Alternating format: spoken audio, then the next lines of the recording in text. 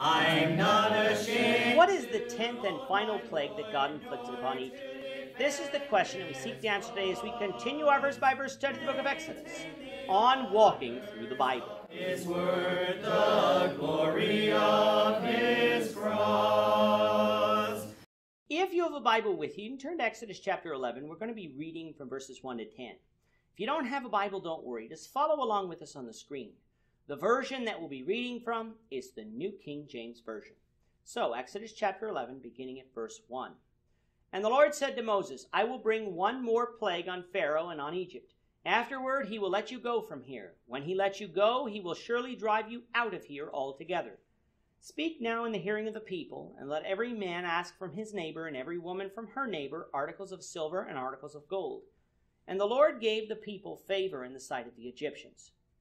Moreover, the man Moses was very great in the land of Egypt, in the sight of Pharaoh's servants, and in the sight of the people.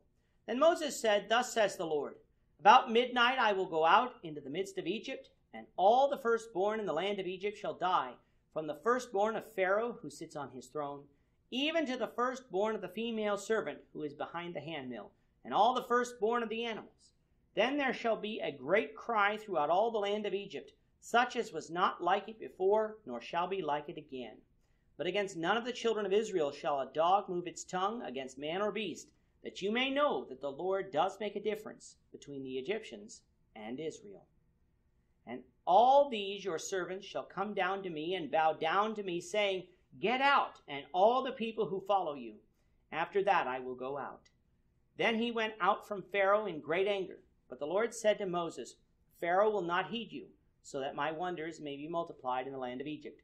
So Moses and Aaron did all these wonders before Pharaoh, and the Lord hardened Pharaoh's heart, and he did not let the children of Israel go out of his land. In this episode, we continue our look at the plagues God inflicted upon Egypt as a result of Pharaoh's refusal to let the children of Israel go. We thus far have seen 9 plagues. The plague of the water of the Nile turning into blood. The plague of an overabundance of frogs brought out of the Nile. The plague of lice or ticks. The plague of flies. The plague of pestilence or disease causing death of all cattle in the field. The plague of boils, skin ulcers that turned into running sores. The plague of hail. The plague of locusts. And the plague of darkness. Pharaoh was given a chance after each of these plagues to obey the word of the Lord, but after each time he refused, and so God continued plaguing Egypt. We now come to the 10th and final plague, the plague of the death of the firstborn.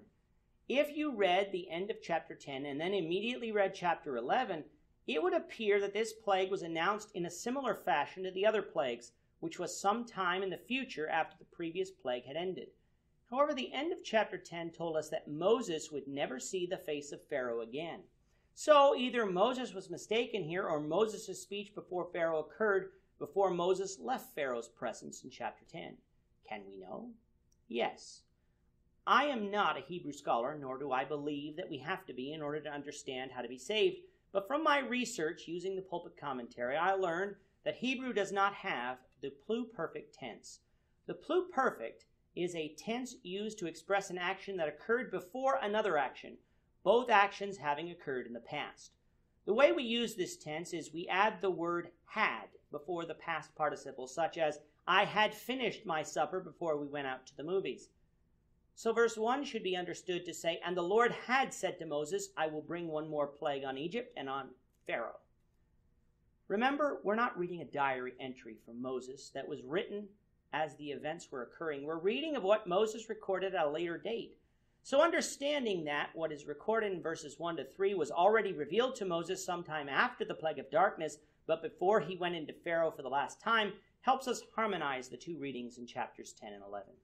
The Lord told Moses that there would be one more plague inflicted upon Egypt, and after this, Pharaoh would finally let the children of Israel go. He would not simply let them go, however, he would drive them out. Therefore, the people were to ready themselves and get articles of silver and gold from their neighbors. This is exactly what God had told Moses would happen all the way back in Exodus 3:22. The Lord gave Israel favor in the eyes of the Egyptians, and Moses was seen as great in the sight of Pharaoh's servants and in the sight of the people for what he was able to do. This probably would have upset Pharaoh, for he was the ruler, not Moses, and yet the people were falling from Moses because of the signs done through Moses.